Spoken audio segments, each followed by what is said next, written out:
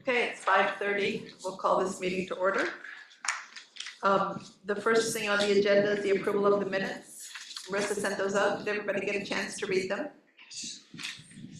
Any comments or questions?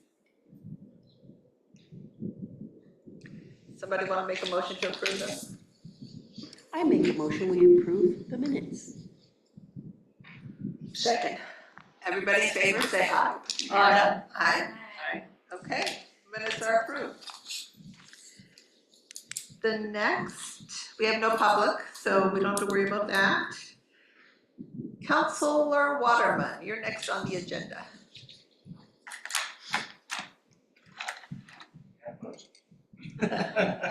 And to work on, so we're still working on that.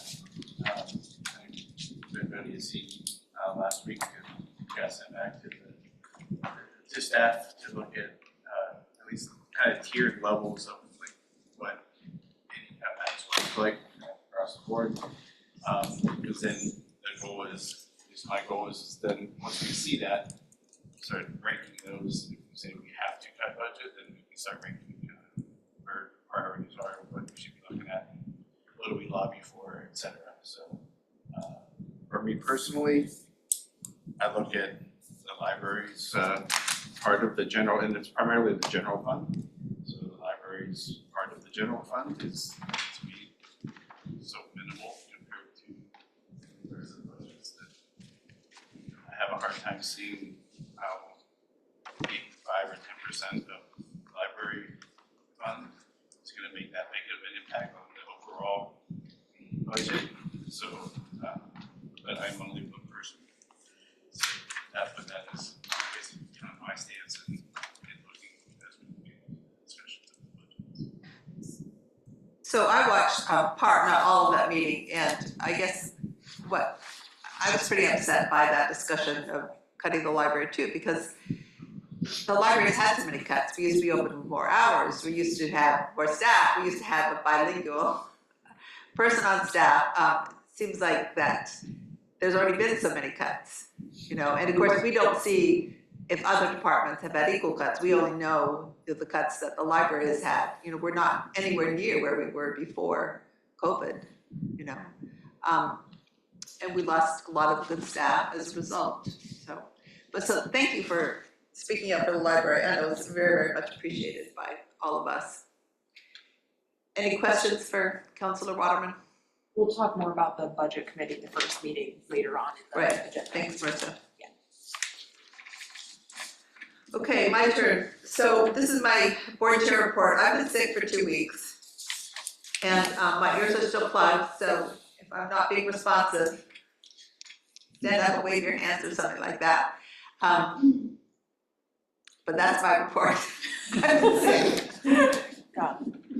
I actually was going to go to the meeting last Thursday and thought, nobody wants to listen to me cough and spread my germs around, so I stayed home on my shelves with my iPad and watched it as much as I could.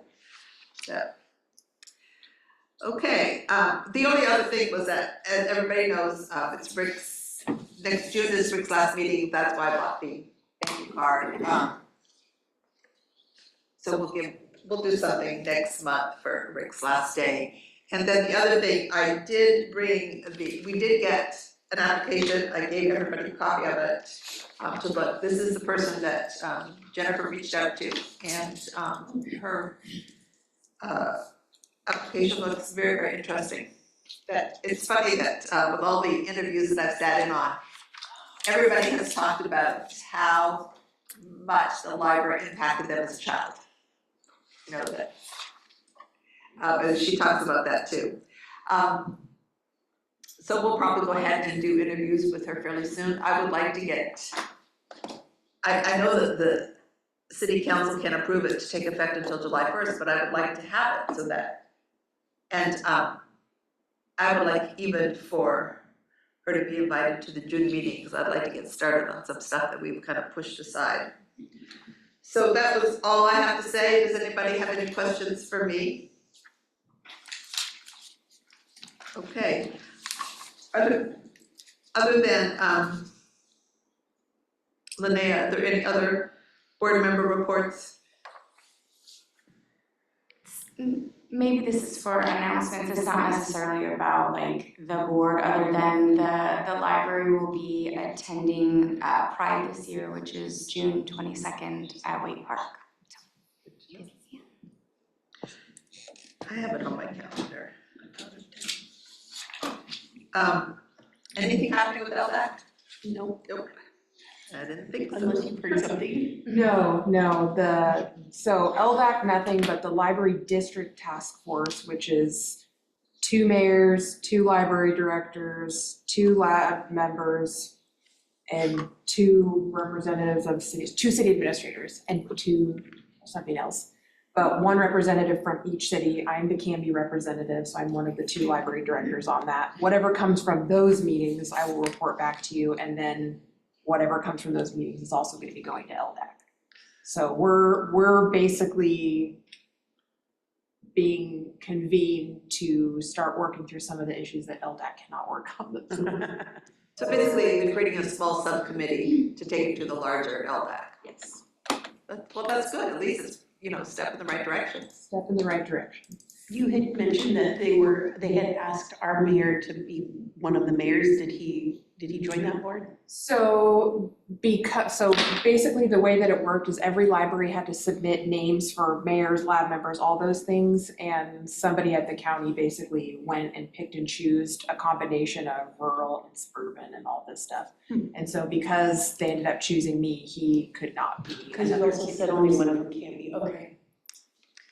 Which I would have just coached him to say what I would say, so I'll be there instead. It's probably better. Do you feel pretty good about the makeup of the subcommittee? Yes, I actually feel really good about it. I feel like it's a good mix of people who have what they need and a good mix of people that don't. And I think that because none of them have really been associated with LDAC, it's people who want to actually move things forward. So I feel good about it. I think we'll get some good information from it. But again, one of the best parts about this entire task force being created is the fact that we actually got the county and the Board of Commissioners to say the libraries don't have enough funding. That is like the very beginning of everything to get more funding eventually. So this is kind of the next step for that. And it has been moving along much quicker than I had anticipated, which is good. Very good, thanks, we're looking forward to updates. Linnea, anything going on? Okay, so choir won first in state, jazz band got fourth in state, and then band, like wind ensemble, got 6th in state because they got a 30-point deduction in each category for being too loud. Which no one's very happy about. If they didn't get that deduction, they would have gone first. So, yeah. Are you in band or choir? I'm not in choir, I'm in band. I'm in freshman band though, so not the competing one. But yeah. How can a band have 2 loud? What do you play again, Linnea? Clarinet. Clarinet. And then the school district budget is also, it's a $7 million shortfall. And so they're having to make a lot of cuts, and there's several very long lists of all the things that they have to cut. But the ones that are the most specific to the high school that will impact students the most, in my opinion, are that they're cutting dance and cheer seasons from 2 seasons to 1. They're reducing stipends for football, track and field, and softball. They're gonna have less bus shuttling and have more students drive themselves to farther away games. And then they're going to reduce amount of department-led stipends, including avid site coordinator. I'm not exactly sure what that means, but that's in quotes. And then they are going to remove a lot of softwares and programs, have a less of a budget for physical supplies. They're getting rid of a lot of staff, including 11% of in-classroom teachers, which really sucks. And then the tutoring labs are being removed. So the tutoring labs, they have them for each of the core subjects, and you can basically go in there for help with homework or essays or something, and they're not gonna have those anymore. They're merging the college and career center with the counseling center. Yeah. And then some of the things that they have highlighted that they're their goal is to like keep the same as it is now, is having counselors at all schools, keeping a lot of electives, keeping school resource officers, which are like the police officers at school, and then keeping dual credit and AP opportunities to get college credit, and then they're keeping libraries. Oh, that's good. Anybody have any questions or comments for Linnea? Any mention of like arts and theater getting reduced? or- No, so our sports are ish, they're not that great, they're not that bad, but like the arts are really good, and so that is something that they would not get rid of before getting rid of sports. That's good. Any other comments or questions for Linnea? What are you doing this summer, Linnea? I always go to Sun River in July. Oh yeah, I won't be at the July meeting Okay. because I'm gonna be out of town. I always go to the beach. I'm gonna do some camping. I'm gonna volunteer here once a week on Thursdays. And then there's this one camp that is at like Clackamas Community College, and you get like free college credit for going. And I don't know if I'm gonna be accepted in because like I applied and then you get the results on like June 20th. But Well, they make you wait a long time. Please let us know about the July meeting. We hope you have a fun time in Sun River. thank you. Marissa? Okay, there's a lot going on. I'll start with the bi-monthly report, which I gave you guys all a copy of. Yeah, so it has been really, really busy. If you look at the snapshot on the front page that has some of our stats on it, we blew a bunch of our stats out of the water for March and April. Some of the biggest ones are digital checkouts, so ebooks, e-audiobooks. That was somewhere around 700 more than it normally is, which is a big deal for 2 months. Physical checkouts increased by about 1,000. Customer interactions almost doubled. And so customer interactions means reference questions. Not just where's the bathroom, but like, how do we find this? What if just all sorts of things. So that is the biggest number I've ever put into any of my stats, period, which shows you how much this community needs us and uses us. Visitors, we also had more than we have the entire year so far. And then we also made many more new library cards than we normally do. We usually are hovering around 200, sometimes a little bit less. So that was pretty cool. Back page, a couple things. We had an Earth Day event with Canby Kiwanis. That went really well. And then we also did, and I might have said this at the last meeting, but we also did a class and tour and presentation on library resources for the Bridging Cultures ESL classes. That went really well. Our Canby Reads program for 2025 featuring Shelby Van Pelt's Remarkably Bright Creatures finished up. We had 6 events over 2 or 3 months, 3 months maybe, and over 777 participants in those 6 events alone, which was huge. So that was great, definitely a really successful program this year, so we gotta try to top that next year. Good luck to us. On April 26th, we had our first volunteer day. This is basically a day that we're gonna try to have quarterly where people can come and volunteer before the library opens. This is mostly an opportunity for people who can't be regular volunteers or kids, a part of, a family that are too young to volunteer. They just come with their family and do it, and there's very specific little things that they actually do. Nothing outside of, their age range or anything like that. But that saw 11 people come and help out. There were 21 people that said that they would be there, and half of them showed up, so we take that as a win.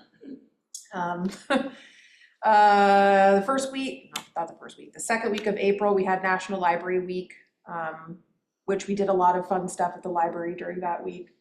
So that was fun and went really well. And then the following week, we did the library funding presentation at the city council meeting. That presentation which I already went through very quickly with you guys as well. The whole point of that presentation was to, again, talk to council about how our funding issues are not getting better, they're getting worse.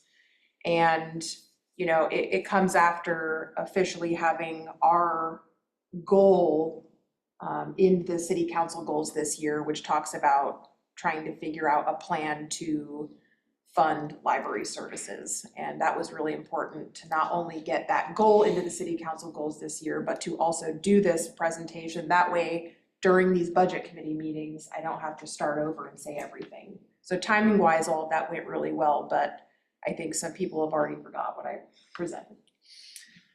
So we'll see how the rest of these meetings go. Upcoming events, obviously, some of these things already happened, but our library open house happened. I'll talk a little bit about that later on in the agenda. Our summer reading program starts on June 2nd, and then we are going to be having a bunch of grant-funded events coming this summer about sustainability and just trying to improve the community in different ways. So those are really exciting. And then I've got a couple other updates not on there. Some people are gonna be like, you guys are crotchety librarians, based on what I'm about to say. So we have decided that we are going to start enforcing a no food or drink policy in the library. You would be amazed at how many people have been bringing in full meals, leaving all of their trash on the tables and just leaving, spilling coffee all over the library floors. I have been told by the folks that clean up the library that it's costing too much money. So therefore, we will only be allowing drinks with tight caps, not lids, and no food. People can come into the lobby and eat if they wish. Still inside, but not in the library. There's a lot of stains on the floor right now, and based on potential budget cuts, we might not be able to clean the floors this coming year. So had to make that decision. Have to have a new volunteer day. Yeah, well, I mean, the thing is there are certain organizations that ask ahead of time if they can bring food, and those organizations have been told if we say that you can bring food into the Willamette room, you have to clean up after yourselves. And so far, about half the groups have actually followed through with that. So we're not putting this in the policy yet. It's kind of gonna be a loose rule for now. We might change our minds, but when I actually started at the library, in 2017, food was not allowed. We allowed food, we didn't allow it again, we allowed it, and it's just a lot of back and forth, but there's a reason why we always go back to not allowing food or the drink. So people can eat and drink in the lobby if they wish, not in the library. Another issue we've had recently is people not wanting to show their identification or give us their name. And when it comes to creating library cards, you have to give us your identification. We have to make sure that you live in Clackamas County. We don't keep a lot of other information, no like driver's license numbers or anything like that. But because of that, and also some folks actually creating some damage in our study rooms, we are now also going to have an ID requirement in order to use the meeting rooms. An ID requirement is a loose requirement. It just has to have something that has your name. It could be your bottle drop card, it could be a piece of mail. Something that shows us who you are. That way, if damage is done to the room, we have someone that we can talk to. Don't you have the person who reserved the room though? Yes, but people don't put their real names. Seriously? We had to stop allowing one person to use the rooms because he kept using just, it wasn't even his real name, we found out, Steve, and he used different email addresses that were not real email addresses, different phone numbers that were not real phone numbers. Everything was off by a digit each time. And he was actually one of the people who damaged one of the study rooms. Yeah. So, yeah. We have to start doing that. The good thing about these things happening is it allows staff to realize where the holes are in our policies and whatnot. So I might be coming to you about a new policy in the policy manual around that at some point. But this is on the reservation page now. It says that there's an ID requirement. Somebody who is reserving the room, whoever reserves it and puts their name on the reservation page, has to show us some form of identification or something that matches the name on the reservation. And it wasn't just that one person we've had issues with, it's been a lot of people recently. So we're just kind of tired of it. Speaking of problem patrons, we've had to ban a few people recently.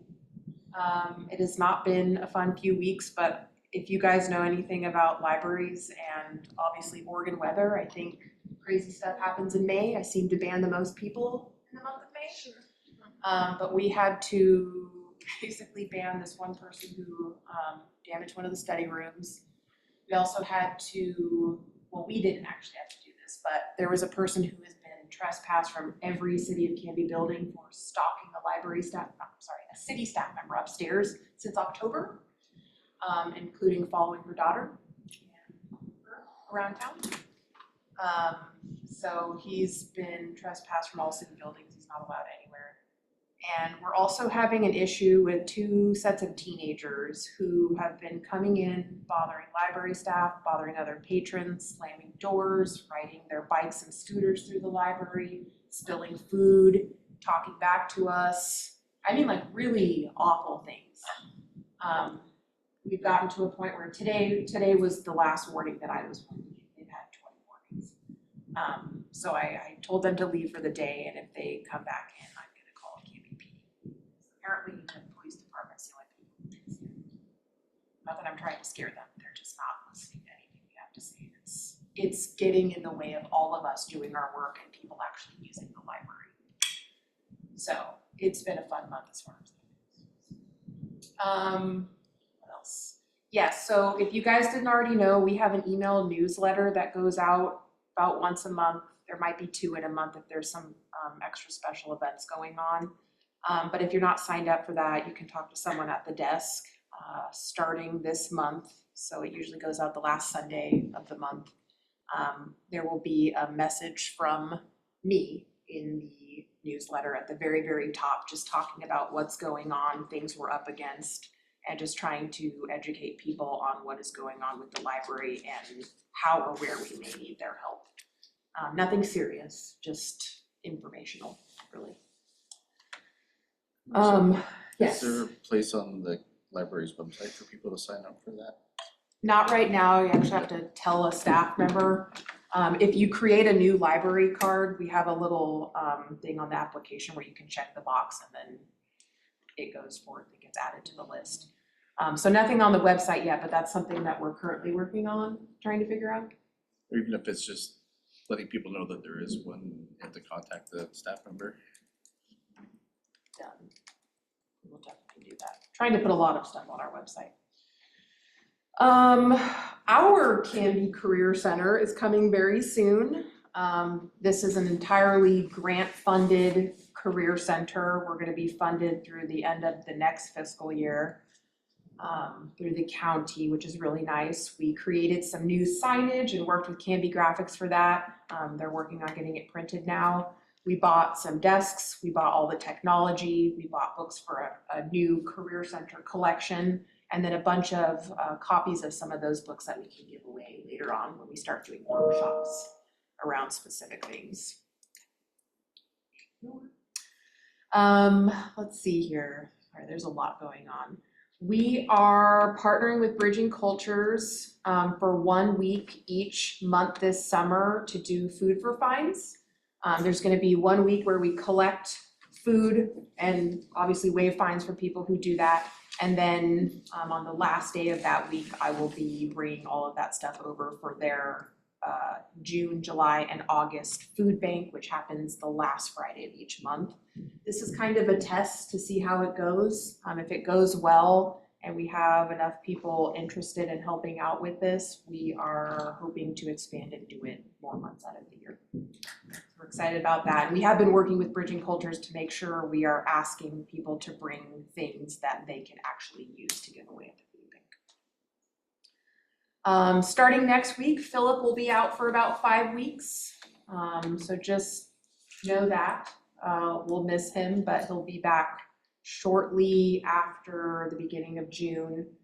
Most of his programs have already been taken over by one of our on-calls, Ember. And then everything else will probably just get pushed back until he actually comes back. But generally, we don't do a lot of our recurring programs in the summer since we have special summer reading events during the summer. Reminder to tell everybody that you know to fill out our online survey, which the link is on the website. You just type in Canby Public Library, go to our website. It will be one of the first boxes you can click on and get to that link. It's a short survey, but one of the things that we wanted to focus on with this survey is to get this community's priorities with what they deem as important. And that's because if cuts do come on down the line, we want to make sure we're still providing the things that our community wants.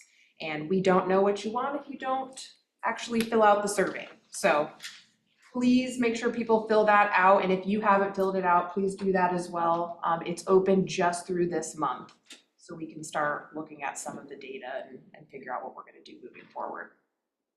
And then lastly, something super exciting. I know I had mentioned this at some point, that library staff were going to be interviewed by a theater group out of Portland, Hand to Mouth Theater, for their band show, which runs May 24th through June 7th.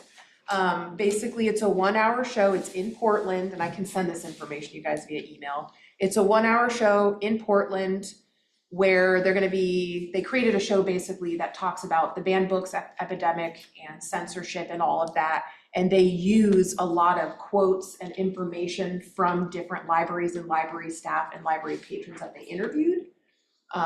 When we tried to put on the community workshops here, nobody attended either of them, so they just interviewed staff instead, which is fine. I think they got a lot of really good information from everybody, but they talk a lot about their process for creating the show. They have a quote from one of our staff members also, and then they have a bunch of links to really some of the censorship and banned articles that have been written over the past couple of years, especially the Canby High School fiasco of 2023. So anyway, I can send this out to you, but again, the show's running May 24th through June 7th.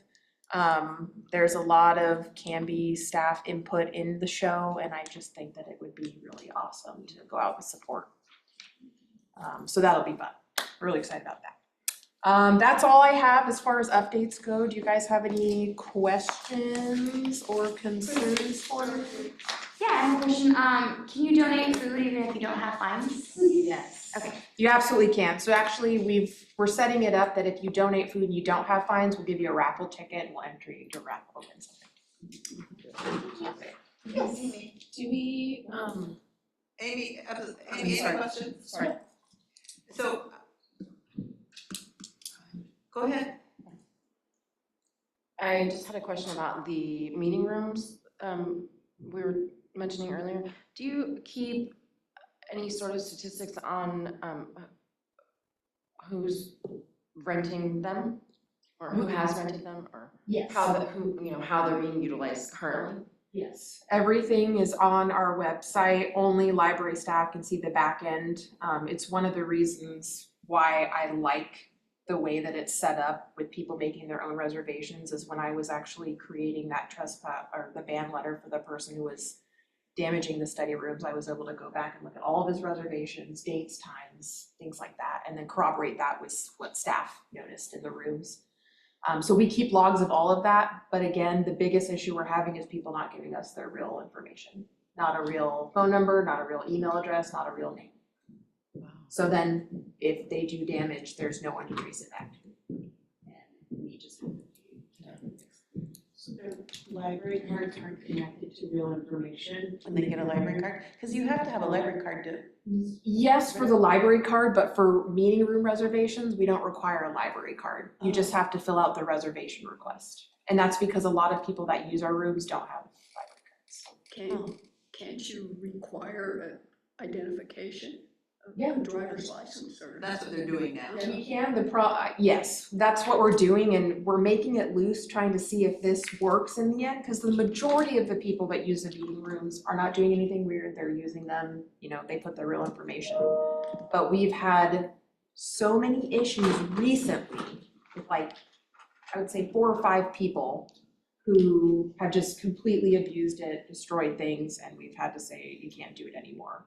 The thing that we're trying to balance is not creating a bunch of barriers to people using things, but also trying to protect ourselves and our things. So I haven't thought about that. So in my career as being in charge of HR, I was the fiduciary for our 401k plan. So if there was something kinky with the 401k plan, I was the person going to jail, right?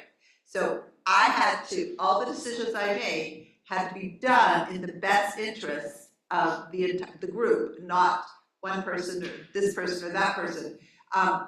And I do think that library staff should take the same attitude. This is a public building that we all pay for with our taxes and stuff like that. So I do think that library staff should be acting in the best interest of the public, which is to prevent this kind of thing happening. And if it means having a policy saying, you know, you want to reserve a room, you got to show your Oregon driver's license or your student ID card or something like that, then I think that it's your responsibility as you hold the public trust for this building, you know, and for the resources within the building. I do think it is your responsibility to act in the best interest of the public. And no, I don't think it's being hard-nosed or inflammatory or whatever you want to call it. I think it's really, truly a positive, affirmative responsibility on the part of the staff to, and if people don't like that, then maybe they shouldn't be in the building. And it's not being exclusionary. I am a very inclusionary person, but I also think that we have a duty to the public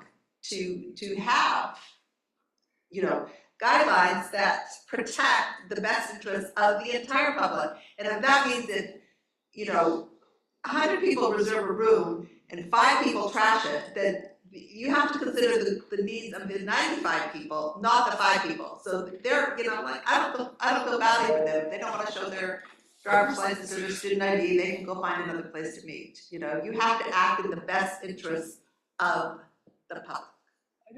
I don't think anybody who actually has no evil intent objects to giving their name and showing identification when they borrow something. So, yeah, I wouldn't worry about insulting anybody in the slightest. I can't go rent a room in a hotel and not show ID. I can't, you know, so.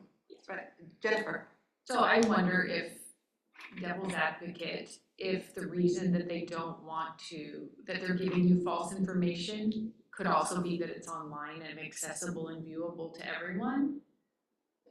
And if you do require ID, is there a way to, like, I mean, obviously you wouldn't put the identification online too, but. Their information is not accessible, it's only whatever you call the meeting. So if Okay. you say, you know, interview or study time, that's the only thing that shows up on the reservation. Everything else does not show up. And if that has been an issue, nobody has said anything like that. Most of the people, one of the people, I'm not gonna talk for all of them, but one of them, I think, was just having a breakdown of some sort and saying like people were following them and other things that, I mean, sure, it could be true, but we found out that this person had also been trespassed from other businesses in Canby, so. As the weather gets better, it'll be less of a problem. I'm sorry, forgot to turn the machine on. But I do think things will get better as the weather gets better. Yeah, that's generally what happens. Yeah. But it does, I still think that a positive affirmative policy and sticking to the policy would be a positive thing for the whole. Chrissy. And this doesn't sound like what's happening, but I just want to put it out there that right now, I think that there are communities that live here in Canby that may be hesitant to give their information because they don't know where it's going, specifically immigrant folks. And so maybe just being really upfront about, you know, how it's used. It doesn't sound like it's going anywhere, but I could see that being something that would be scary to people.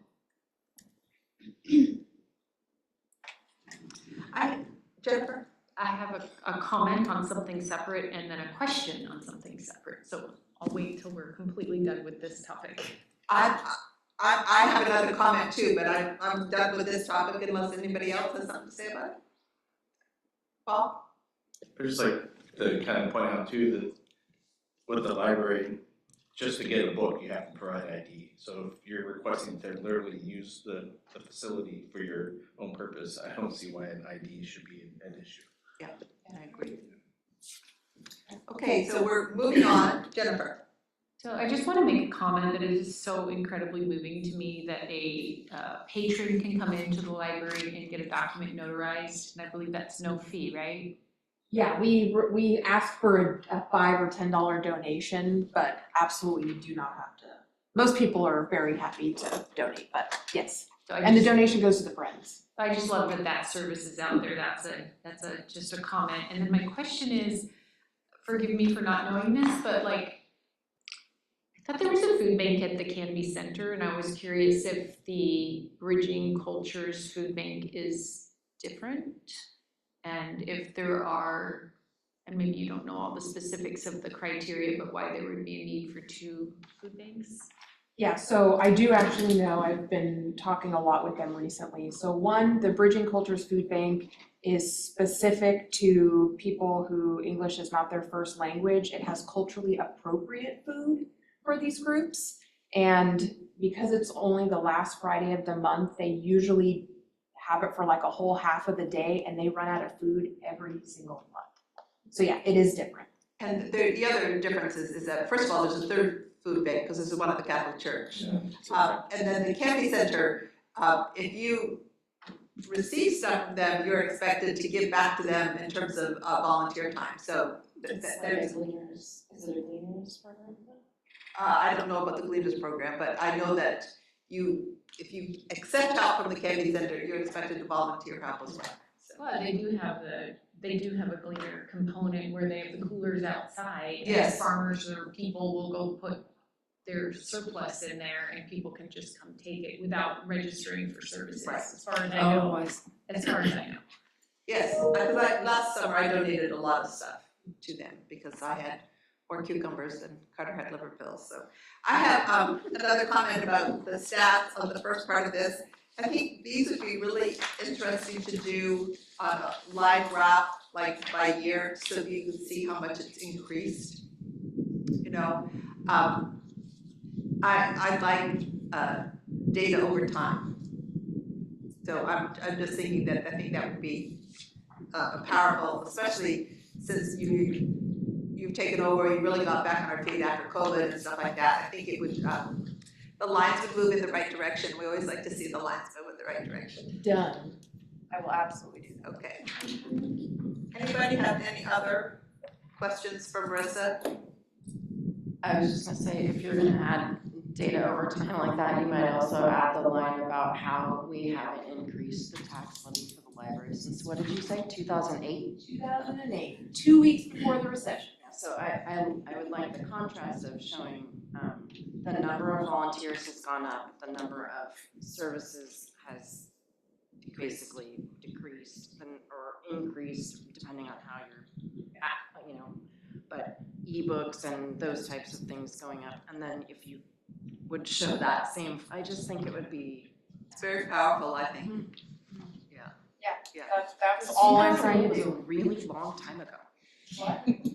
2008 Oh. was a super long time ago. And guess what? That rate that was passed was not enough Yeah. at that time. It wasn't enough then. But it was what they knew people would likely vote for. So to imagine what we're doing with that now and having cities be uncomfortable with offsetting some of the operational costs, it's made things really tricky since 2000. We're lucky to have it, don't get me wrong, but it's hard. So I'm gonna move on. With regards to the Friends, I send everybody out via email the reports from Kathy Mulligan so that people can see for themselves.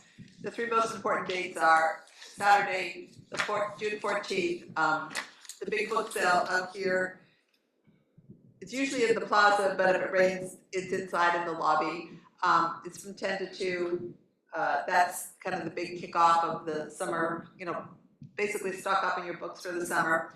Unfortunately, it's also the same day as the No Kings March, which would be 12 to 2 over in front of Fred Meyer, but some of us will arrange our volunteer schedule around that be here at the end of March, in front of Fred Meyer. I thought it was the nearest one on the sunny side. No, there's one here in Canby. The No Kings March, is that? No Kings. What is that? Website, I was on. Yeah. This is a constitutional democratic republic, not a monarchy or autocracy. No kings. We don't believe in having kings. So, and then the following Saturday, the 21st, is the backyard patio and garden tour. It actually started out because there is a garden club in Canby that it was really to showcase how people use their backyards in Oregon as extra living space. So tickets are $20, they're available here, and some of us will be volunteering. Are you volunteering that day? I'm out of town. Oh, that's right, going on your trip. So it's always an interesting look at how people use their, I mean, obviously gardens are part of it, but it's how they use their outdoor living space. So it's really worth, I think there's 5 houses this year. And then the first Sunday in September, Labor Day weekend, is the big sale at Swan Island Dahlias. We always make a ton of money there. So those are the 3 big dates you need to keep in mind. Pardon me? What was that date? I think it's September 1st or something. I don't have my calendar handy. But it's the first Sunday, it's the Sunday of Labor Day weekend. It's always that Sunday. And the folks at Swan Island Dahlias always let us, other vendors have to pay for the privilege of showing up there. They always let us come for free and they treat us really nicely and stuff like that. They're very supportive. Swan Island Dahlia folks have always been very supportive of the library. So those are the 3 dates to remember for the Friends. Okay. Marissa. We're gonna skip the civic engagement presentation again because we don't have time. Time. I'll briefly tell you some stuff about the library open house that happened on May 1st, and then we'll just get to the budget stuff. So library open house was another success. We had 167 visitors during the time period. 40 bingo sheets were turned in, talked to a lot of folks, had a good time. We also had Todos Juntos here. They actually had a blow-up planetarium where the kids could like walk in and look. They also made bracelets using binary code and designed their own mission patches if they wanted. So overall, it was really successful. One of the things that we added this year that we want to add all the other years too, is making sure we have educator resources available. And Philip always has books that he has just ready for giveaways. We were able to give away a lot of free books to some of the educators who came. So that was really great. So that's basically all about the library open house. Went well, we'll keep doing it. Next thing I wanted to talk about was really the budget committee meeting, the first one that happened last week. Some of the meetings we've had this week and what came from those, and then the next budget meeting, which is on Thursday at 6. So you can help me fill them in with some of this. The first meeting was very strange. It's the first time I've ever been a part of something like that where a couple city councilors outright rejected the general fund budget and said they're not going to approve of it, so they wanted us to go back to the drawing board and cut more, because we had only made cuts to get to that 16.7%, but they want the 20% or higher in the general fund. Oh, look, an email from Eileen. Must have had her ears burning. Anyway, so they rejected the general fund budget, and we ended up, instead of just leaving the meeting, they moved forward with all of the funds that were not a part of the general fund. Because the library gets a little portion of the general fund, we also did not go that night. So we might go Thursday, we might go next week, I honestly have no idea. But basically, kind of as Councilor Waterman said, we were asked, all the departments that were under the general fund were asked to go back and look at what 5% cuts could look like, 10% and 15%. And we had a meeting yesterday with some of the department directors under the general fund.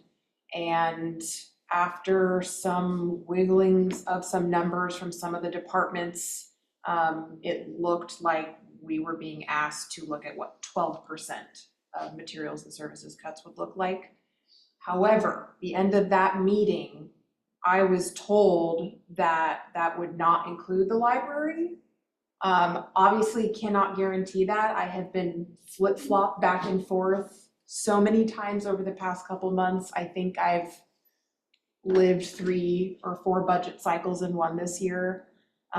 So right now, as it stands, I was not asked to make cuts to the library's general fund contribution. However, I have prepared those cuts if they have to come.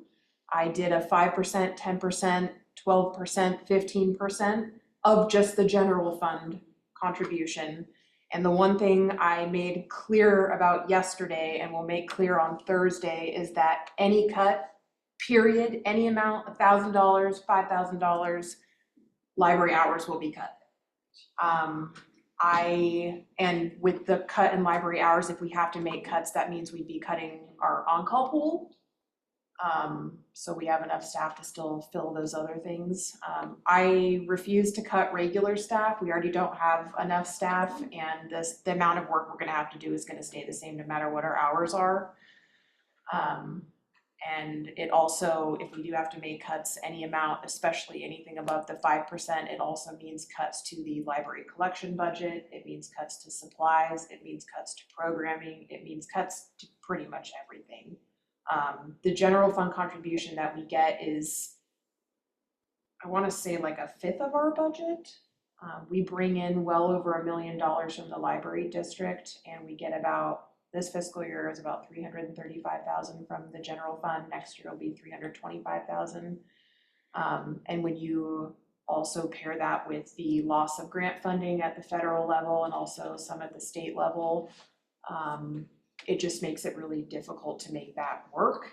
The one thing that I have to make everyone aware of, or at least remind them of, is the fact that the library exists just to provide services. We don't, like many other departments, don't make money, but we are here specifically to help this community directly.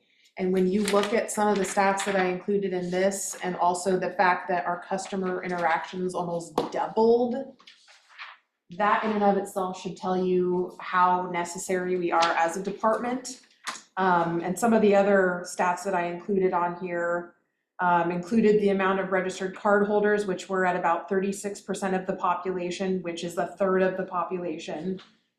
We're well on track to reach over 102,000 in-person visits this fiscal year and even more next fiscal year.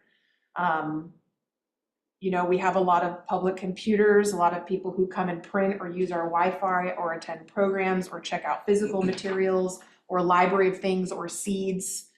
All of our stats have continued to go up, and I think that just says how much this library is needed in this community and how much we do and how much we provide.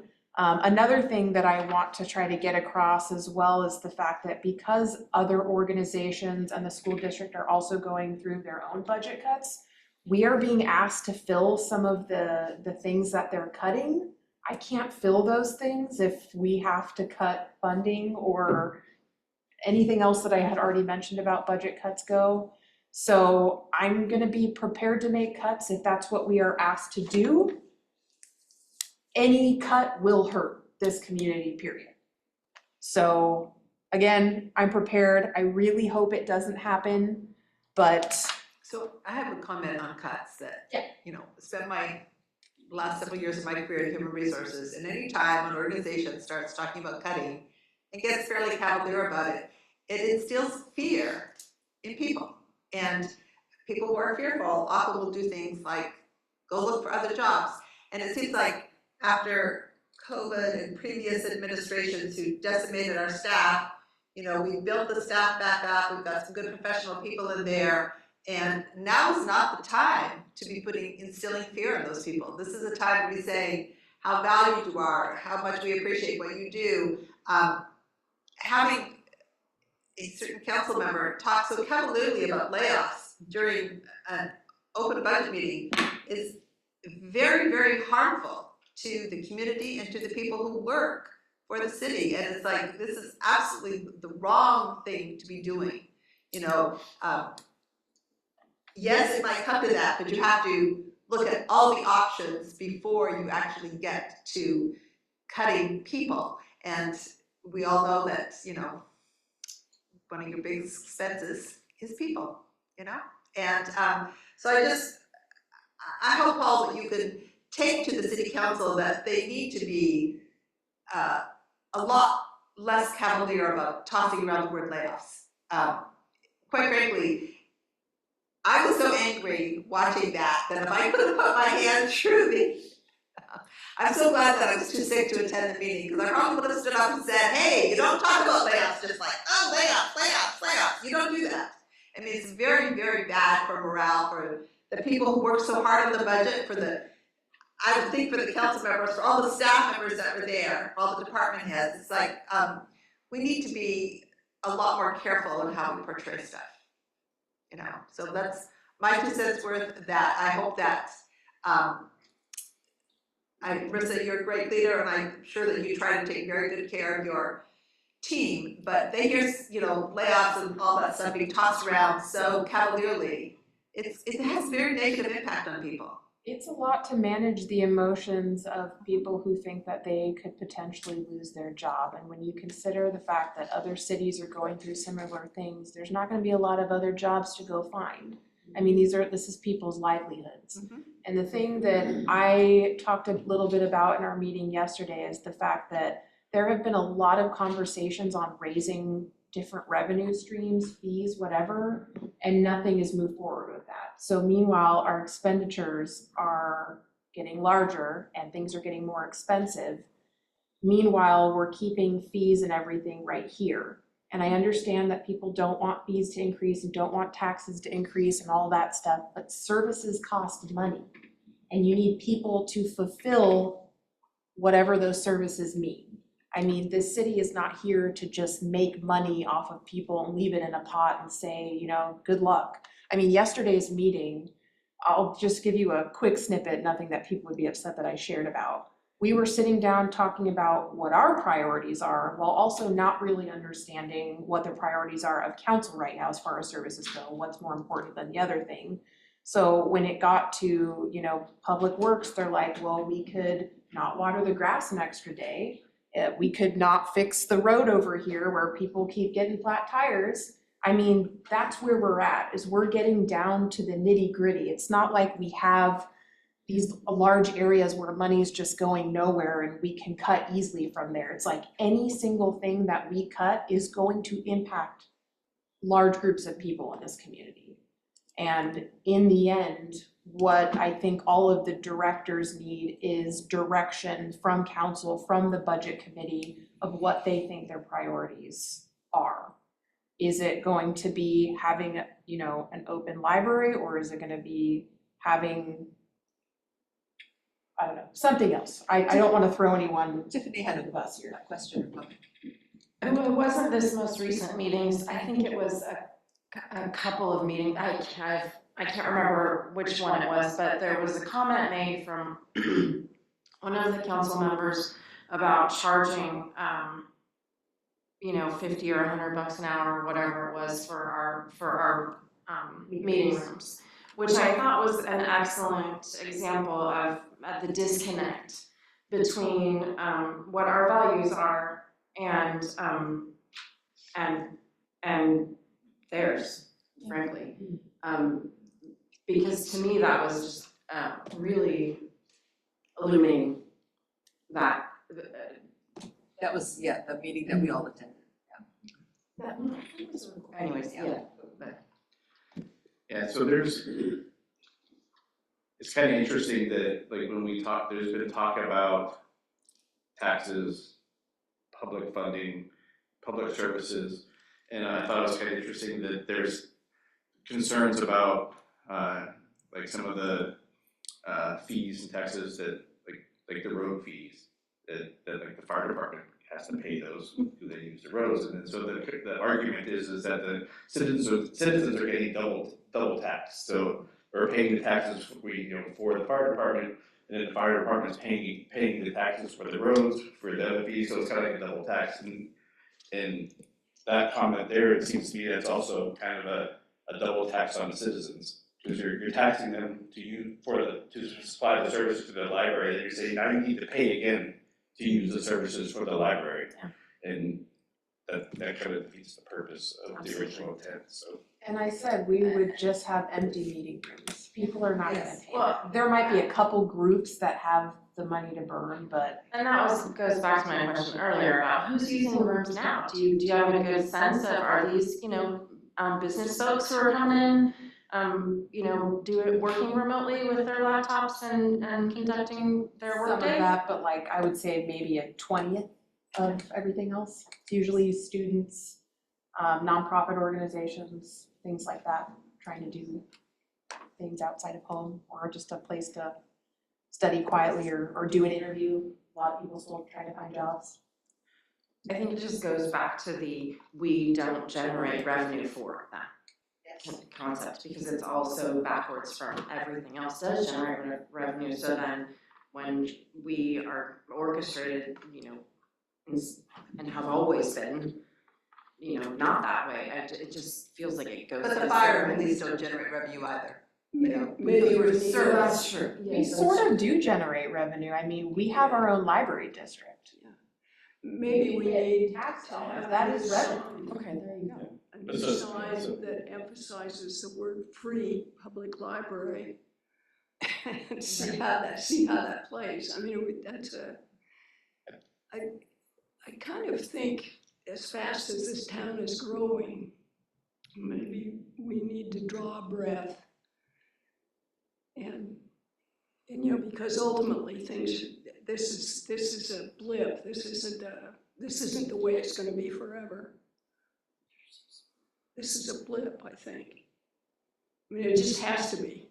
Makes no sense if it's anything else. So.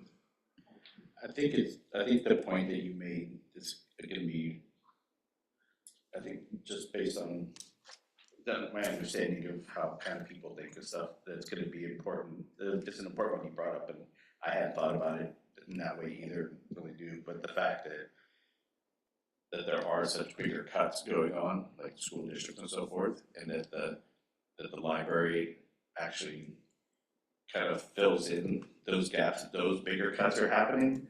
When you add that on top of the fact of, again, the minimal impact to the general fund that the library is already taking, that we're actually adding additional service, providing even additional services for the people that are already getting hit harder, that is gonna be a really important message. Yeah, I mean, right now, the Canby Center, they're moving to a different area. They are using our library to do their reading program and other things like that. And we're creating this career center to help people find jobs and develop their skills, and cutting hours means we can't help people with all the stuff we have in here. Jennifer, you have something? Back in the day, it might have been 2008, might not have been. I was the media assistant at 91 school, and the teachers, K to 8, would have these different subject topics, like, let's say the second graders were gonna go to the zoo. So then the whole theme of the classroom became learning about animals. So the teacher would talk to me and tell me what she was up to, and I would go into our collection and find all kinds of books, fiction and nonfiction, about the zoo. Then I would also go on to Link, I guess. I don't know if it was Link back then. Linus? It could have been like. It was Linus? Yeah. Anyway, and I would find the Canby Public Library's zoo animal collection, and I would reserve 25 books, and the courier would bring it out to the school, and then I could supplement what our little school library had with what the public library had. And then the teachers became more aware of what the public library was doing and providing for us as well. And we just made a more robust field trip to the zoo because of the connection and the partnership. So I do agree that as the school budgets are cut, and I'm glad to hear the library wasn't in the radar, but those partnerships are important. I experienced it and I loved it, so I just wanted to say even more. Especially if you're getting rid of study labs and, and tutoring Yeah, classes. So tutoring. where is that gonna shift now? That's Probably brutal. to the library. Yeah. You're gonna be